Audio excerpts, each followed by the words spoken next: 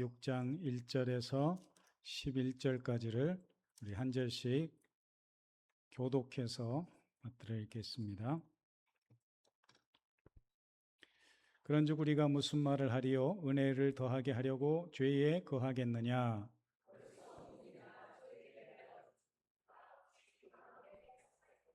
무릇 그리스도 예수와 합하여 세례를 받은 우리는 그의 죽으심과 합하여 세례를 받은 줄을 알지 못하느냐?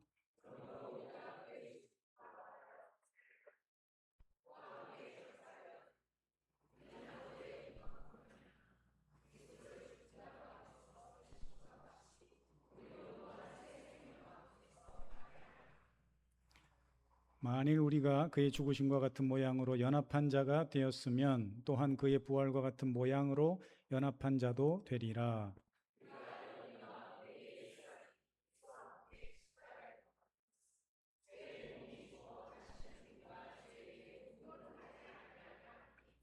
이는 죽은 자가 죄에서 벗어나 의롭다 하심을 얻었음이라.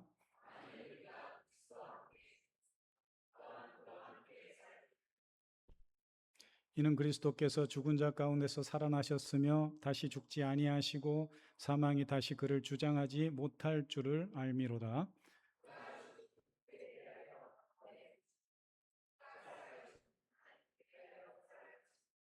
다 같이 이와 같이 너희도 너희 자신을 죄에 대하여는 죽은 자요 그리스도 예수 안에서 하나님께 대하여는 살아있는 자로 여길지어다.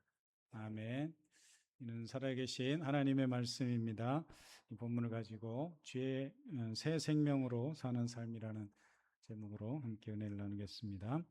가끔 아이들 중에 손톱을 물어뜯는 버릇을 가진 아이들이 있죠. 그 아이들에게 잔소리한다고 하지 말라고 해서 잘 고쳐지지 않습니다. 이런 방법을 쓰는 수도 있겠죠. 그 뒤에 사진을 한번 보여주면 저게 바로 손톱 밑에 있는 세균을 현미경으로 확대한 사진이고요. 옆에는 좀 지저분하지만 코딱지 먹는 아이들 코딱지 안에 좀 지저분한 저런 것들이 있다는 것을 보여주면 아이들 생각이 조금 달라질 수 있다라는 것이죠.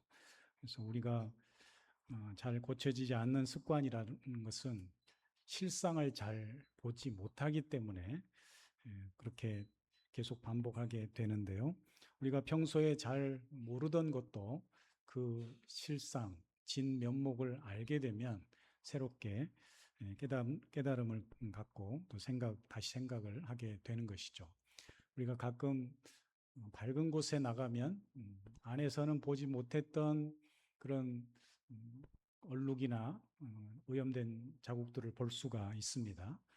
그러니까 안에 있는 조명으로는 잘 드러나지 않았는데 밝은 태양빛에 나가면 우리 옷에 그런 얼룩진 부분들을 발견해낼 수가 있다라는 것이죠.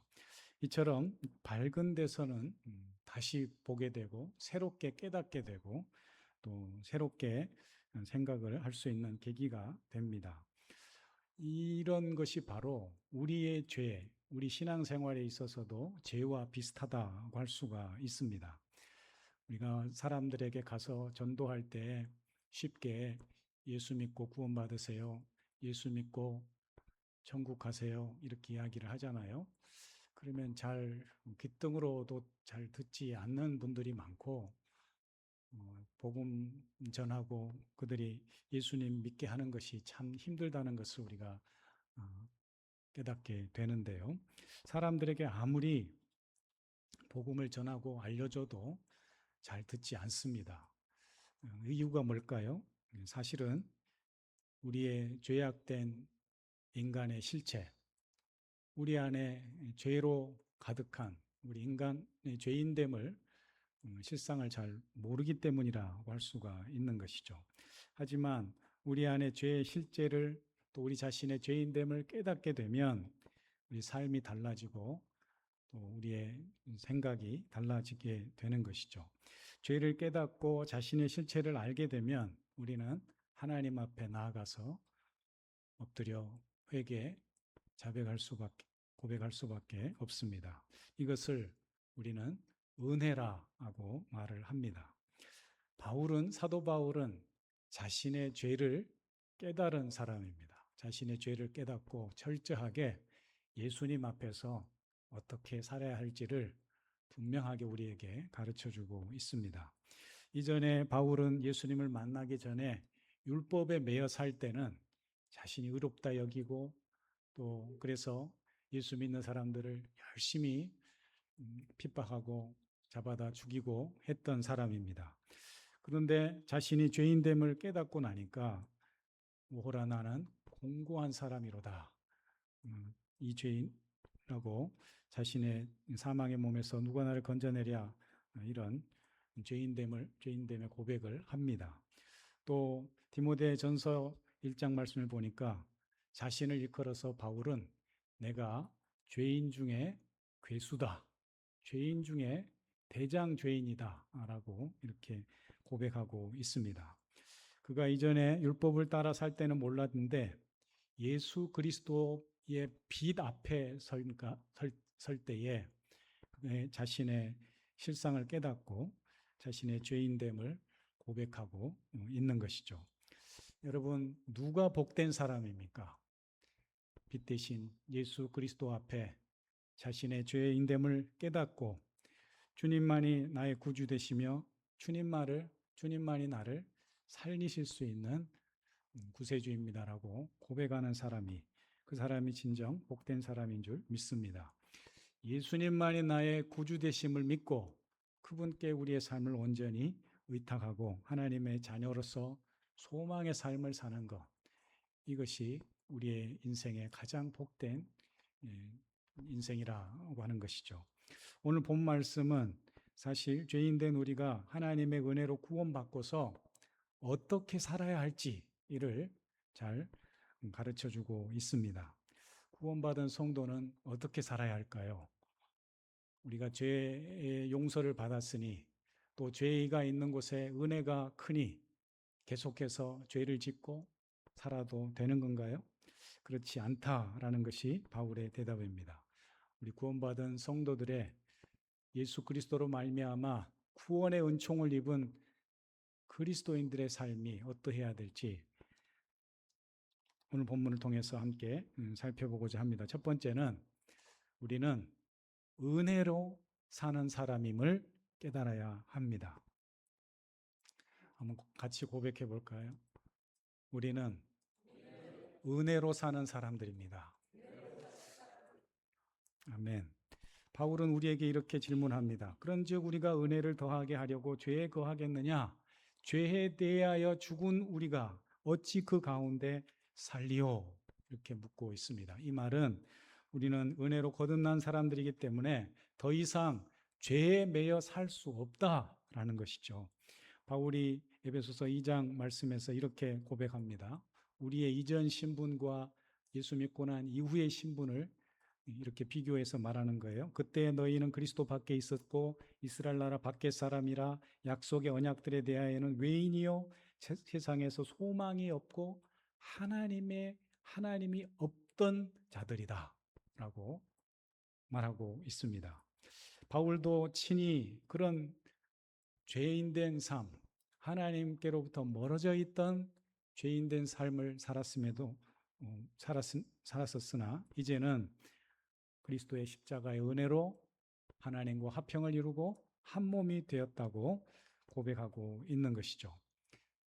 죄인된 우리는 하나님께서 우리를 위해 죄인된 우리를 보내주신 예수 그리스도를 믿음으로 예수 그리스도의 십자가 은혜로 구원받고 하나님의 자녀가 된 줄 믿습니다. 이 모든 것이 은혜라는 고백이다라는 것이죠. 바울이 은혜라는 말을 좋아합니다. 그래서 그의 편지 곳곳에서 은혜라는 말을 반복해서 사용하고 편지를 시작할 때도 또 편지 내용 중에도 끝 맺을 때도 항상 은혜가 포함되어 있습니다. 신약 성경에는 은혜라는 말이 무려 155번 155번이 나오는데 그중에 바울 사도가 그의 편지 속에서 133번이나 사용하고 있습니다. 예수님을 만난 은혜, 예수님을 통해서 누리는 은혜가 너무 크기 때문에 예수님으로 인하여서 이렇게 고백하고 있는 것이죠. 오늘 본문 다 읽진 않았지만 15절 말씀에 보면은 이제는 우리가 법 아래 있지 아니하고 은혜 아래 있다라고 고백하고 있는 것이죠. 여러분, 우리의 죄인됨을 깨닫고 이 죄로부터 구원받은 은혜를 깨달은 사람은 날마다 하나님 은혜에 십자가 그 은총으로 우리를 구원하신 그 은혜에 감사하며 살게 되는 줄 믿습니다. 누가 은혜를 입은 사람들입니까? 바로 우리가 예수님을 믿고 이 시간 주님 앞에 나와 예배하는 우리가 하나님의 크신 은총을 입은 사람들인 줄 믿습니다.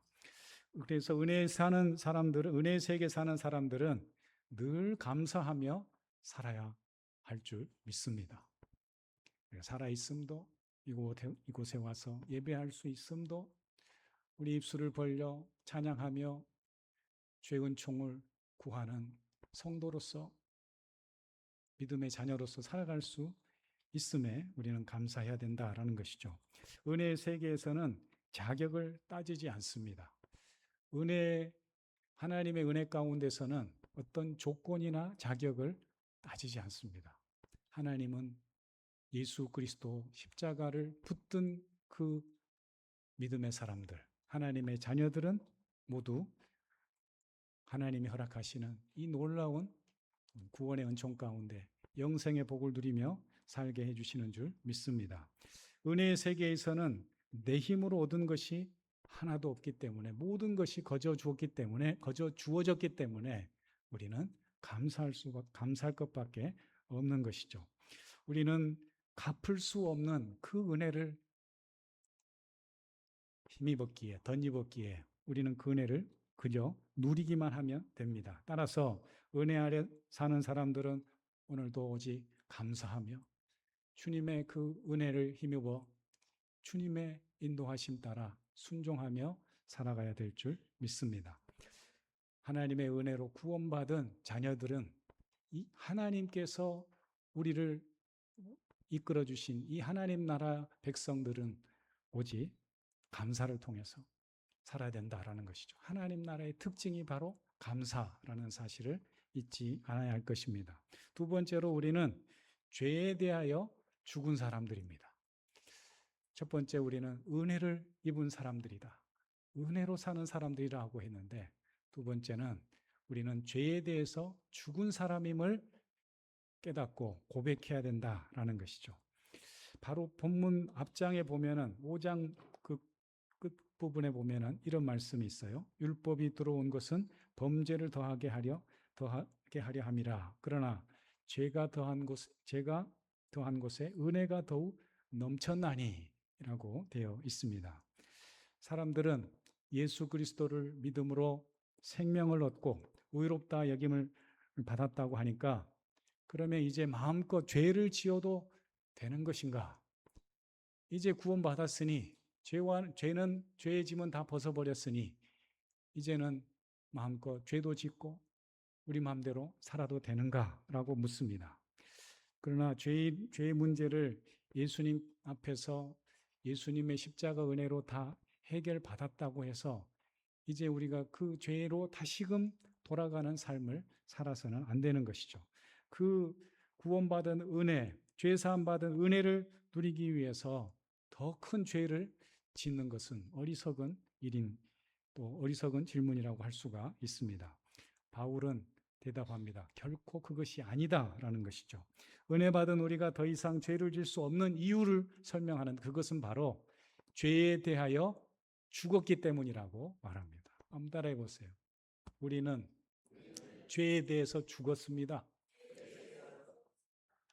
죄 용서함을 받고 하나님의 자녀가 되었으니 이제는 죄를 거들떠 보지도 않는다는 거예요. 죄에 사로잡혀 죄 가운데 행하던 옛 자아를 벗어버리는 것, 거기로부터 자유케 되고 해방되는 것, 이것이 바로 예수 믿는 구원받은 성도들의 복된 삶이다는 것입니다. 죄에 대해 그렇다면 죄에 대해서 죽었다는 말이 무슨 말인가? 이 성경학자들의 말을 빌려보니까 이런 표현을 씁니다. F.F. 브루스라고 하는 유명한 영국의 신약 성경학자가 있는데, 이분이 죄를 뭐로 정의를 하느냐 하면, 죄는 인간을 지배하는 권세다, 이렇게 이야기를 합니다. 죄는 인간을 사로잡고 있는 권세다라고 표현을 합니다.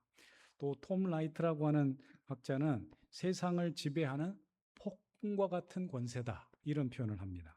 따라서 우리가 죄에 대해서 죽었다라고 하는 것은 죄의 통치는 끝났다라는 거예요. 더 이상 죄로부터 우리가 지배받고 휘둘림 받지 않는 삶을, 새로운 삶을 살게 되었다라는 것이 죄에 대해서 죽었다라는 표현입니다.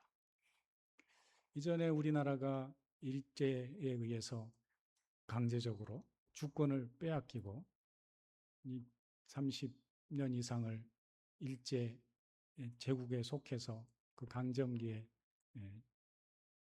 식민지의 삶을 살았잖아요. 그러나 1945년 8월 15일 이 해방이 이루어지고 광복이 선언되고 난 이후로는 우리가 더 이상 일본 사람들의 지배하에, 일제하에 살지 않게 된 것이죠.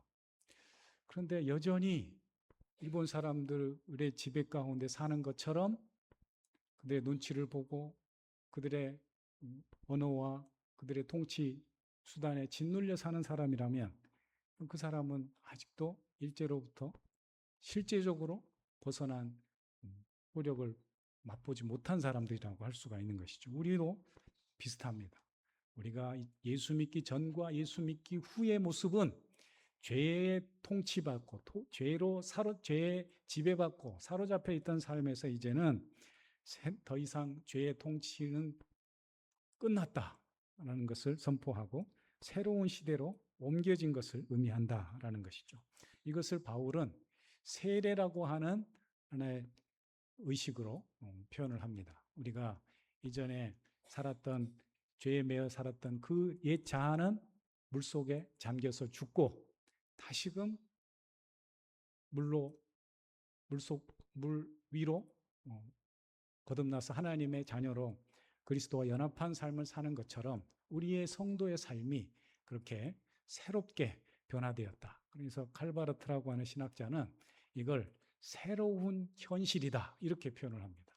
예수 믿는 사람들이 겉으로는 아무것도 달라진 거 없는 것 같은데, 그러나 우리 안에서 이 놀라운 영적 변화가 일어나서 이제는 새로운 현실의 삶을 실제적으로 살게 되었다라고 이야기하면서 이제는 죄가 아닌 성령께서 우리의 삶의 주인 되는 삶을 살아야 된다라고 말하고 있습니다. 사랑하는 성도님들, 우리가 예수님을 믿음으로 예전에는 죄가 우리의 생각과 행동을 지배했다면 이제는 성령께서 말씀으로 우리를 이끄시고 성령께서 우리를 하나님 자녀답게 살아갈 수 있도록 도우심을 믿고 성령 안에서 승리하는 저와 여러분 될 수 있기를 축복합니다. 그래서 우리가 그리스도인으로 새로운 삶을 사는 것, 그것은 오직 하나님의 은혜로, 전적인 성령의 도우심으로 또 가능하다는 것을 기억해야 할 것입니다. 우리에게 새로운 현실의 삶을 가능하게 하신 분이 바로 성령님입니다. 따라서 우리는 억지로 죄와 싸우고 죄를 참고 죄를 이기려고 애쓰는 사람들이 아니라 이제는 성령께서 공급하시는 새 은혜를 덧입어서 성령님이 이끄시는 대로, 성령님이 말씀하시는 대로, 성령님이 가르쳐 주시는 대로 순종하며 살면 되는 줄 믿습니다.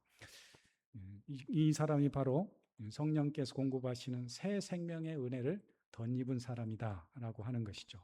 오늘 우리가 읽은 본문 2절 말씀에 보면 죄에 대하여 죽은 우리가 어찌 더 그 가운데 살리오라고 말하고 있습니다. 그런데 여기 죽었다라는 표현은 그냥 죽어버린 것, 영어 성경에 have died 이런 표현이 나오는데 그런 의미가 아니, 한 번 죽고 마는 것, 그런 의미가 아니에요. 이거 이제 헬라어 원어 성경에 보면은 부정 과거라는 시제가 나오는데 그 의미는 뭐냐 하면 이전에 이미 완료된 사건이란 말이에요. 이미 예수님을 믿음으로써 우리는 죄에 대해서 죽었어요. 그래서 죄가 십자가에 못 박혀서 아무런 효력을 발휘지 못하는 것을 죄에 대하여 죽은 이런 표현을 씁니다. 오늘 본 말씀에 5절 말씀에 6절 말씀에 보면은 이런 표현이 있어요. 우리가 알거니와 우리의 옛사람이 예수와 함께 십자가에 못 박힌 것은 죄의 몸이 되어 다시는 우리가 죄의 종노릇 하지 아니하려 함이라. 죄의 몸이 죽어 이런 표현 있잖아요. 여기 죽다라는 표현이 뒤에 나오는 뭐 그가 죽으심은 예수님께서 단번에 죽으심 이런 죽은 자 가운데 살아나심 이런 표현들 그 죽은 것과는 다른 표현이에요. 그래서 죄에 대해서 죽었다고 하는 것은 영어 성경을 보면 디스트로이라는 단어를 쓰거든요. 디스트로이라는 것은 무너지다, 멸망하다 이런 뜻이 있어요. 그러니까 우리가 예수님을 믿음으로 죄에 대해서 이제는 더 이상 죄가 우리에게 실제적인 효력을 못 미친다는 거예요. 무력화되었다는 그런 뜻이에요.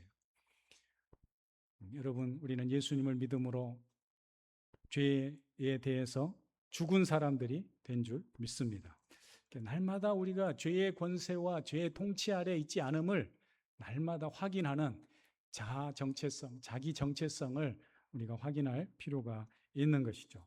그러면서도 동시에 우리는 날마다 주 안에서 죽는 연습을 하는 것입니다. 여러분, 우리의 삶의 자랑이 무엇이겠습니까? 우리가 하나님 앞에서 우리 죄를 용서하시고 하나님 자녀 삼아 주신 우리가 그리스도 앞에서 주님 앞에서 무엇을 자랑할 수가 있겠습니까? 우리는 명예와 부와 건강을 자랑하겠습니까? 아닙니다. 우리는 일평생 주님만을 높이고 주님을 위해 깨끗하게 살다 죽는 일만 남은 것이죠. 그렇다면 우리가 그렇다고 해서 우리가 완전히 죽었다는 말이 아닙니다.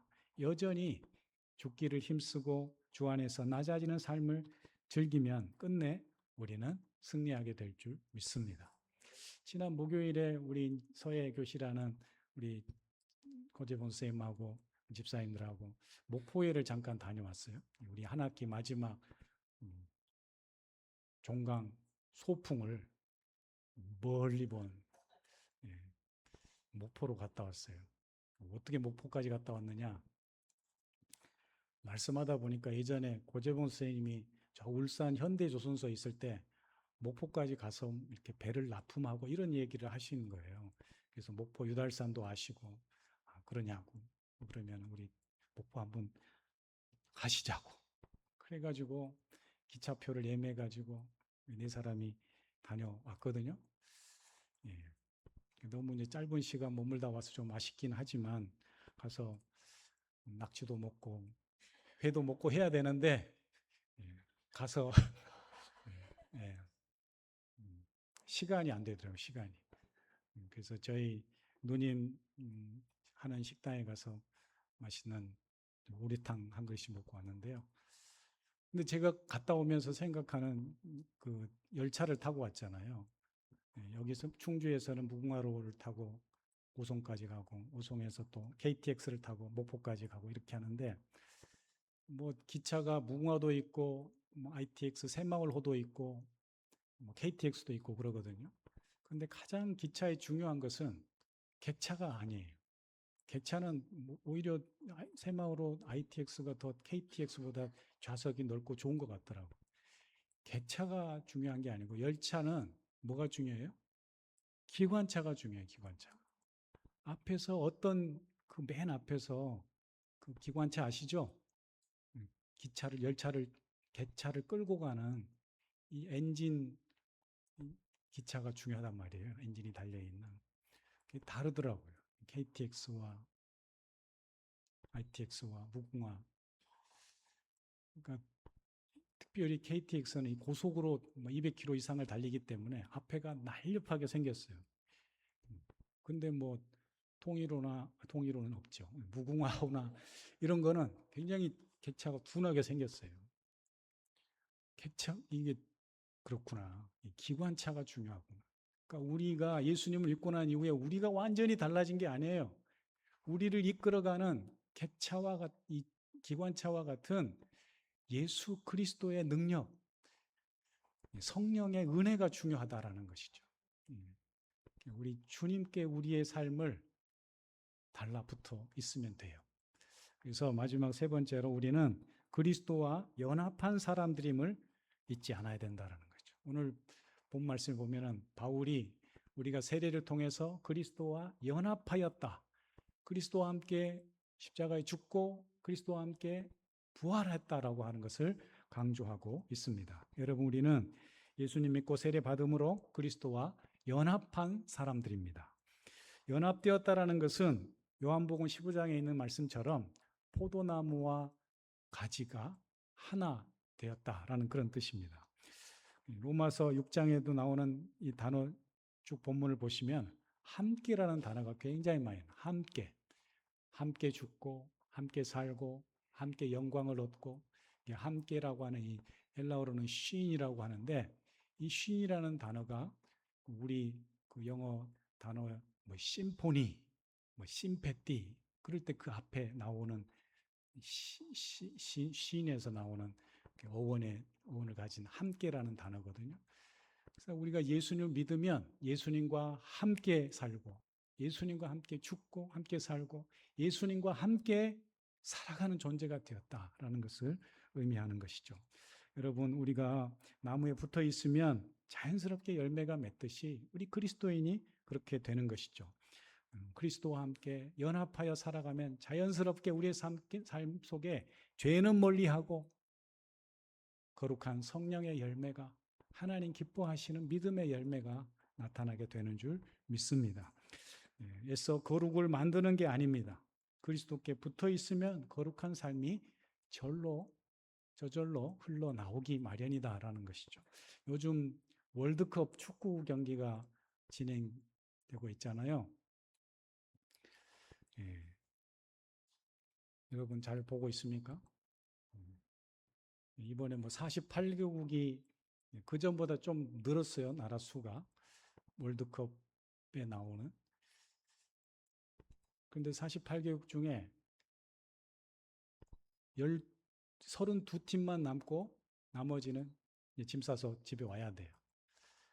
근데 참 안타까워요, 사실은. 우리나라 축구가 나름 이 월드컵에 7번, 8번 연속해서 나가는 그런 나라들이 흔치 않거든요. 나름대로 실력을 가지고 있고, 또 그 개개 선수들을 보면은 세계적인 무대에서 영국이나 독일이나 이런 데서 뛰는 선수들이 있잖아요. 그런 탁월한 선수들이 있는데 마음껏 실력을 발휘하지 못하는 그런 안타까운 좀 그런 상황에 놓여 있어요. 그래서 지금 32강에 오늘까지 무슨 경기가 다 마쳐지면 이제 남을 수도 있고 짐 싸서 돌아올 수도 있고 그러는데, 대부분 축구 지도자들이나 해설가들이 하는 얘기가 뭐냐면은 감독 탓을 합니다. 감독 탓. 왜 그럴까요?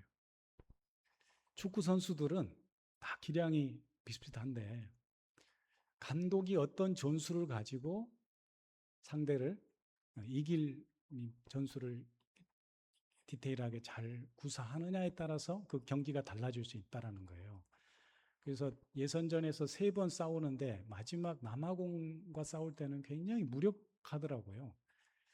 그러니까 축구는 작전을 잘 짜서 전술대로 유기적으로 움직여야 빈 공간을 찾아가고 누가 공을 잡으면 어디로 움직이고 이런 게 사전에 다 약속이 되어야 선수들이 유기적으로 빠르게 움직이거든요. 일본이 그걸 잘하더라고요.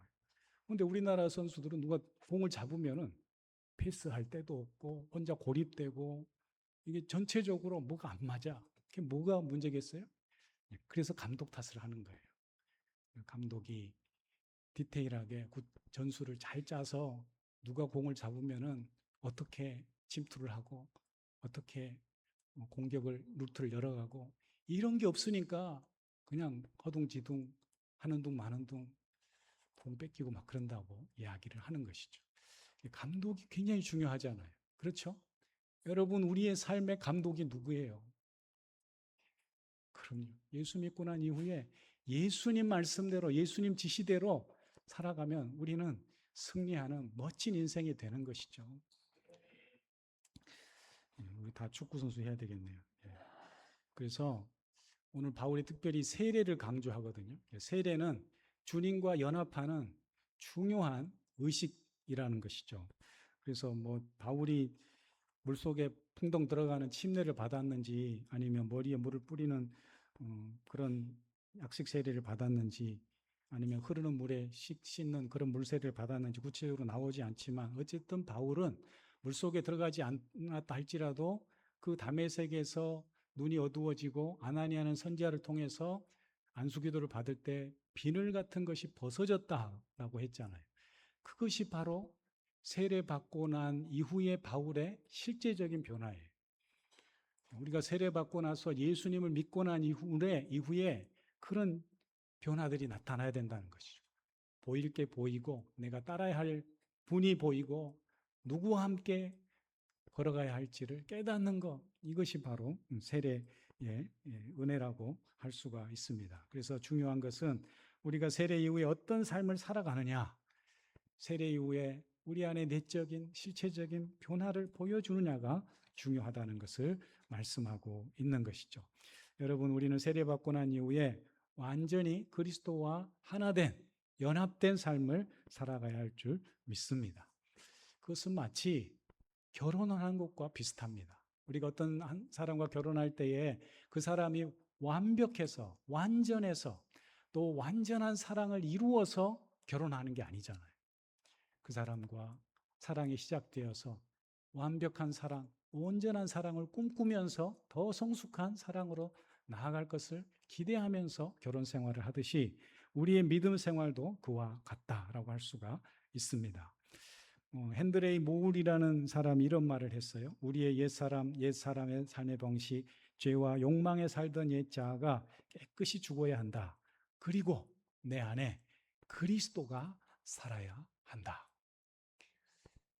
예수님을 믿고 예수님과 세례를 통해서 연합한 우리의 삶이 이렇게 오늘 우리가 살펴본 바와 같이 은혜로 사는 사람임을 고백하고 나는 죄에 대해서 죽은 사람임을 고백하고 또 주님과 온전히 하나 된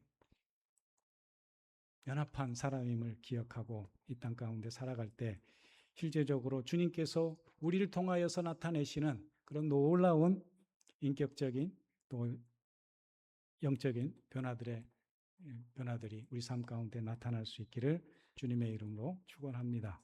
오늘 바울이 말한 새 생명 가운데서 행하게 하리라 함이라라는 말씀대로 예수님과 연합한 성도로서 죄에 대하여서는 죽고 주님 안에서 새로워진 성도로서 이전과는 다른 새로운 삶을 살아가는 복된 주의 자녀들이 다 될 수 있기를 주님의 이름으로 축원합니다.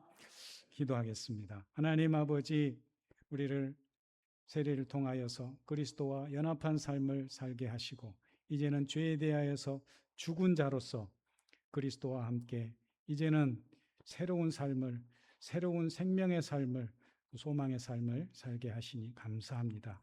내 안에 사는 이는 오직 예수 그리스도임을 고백하며 주님으로 인하여서 주님의 또 이끄심에 순종함으로 인하여서 날마다 우리 삶 가운데 거룩한 믿음의 삶, 성화의 거룩한 삶으로 나아갈 수 있도록 축복해 주시옵소서.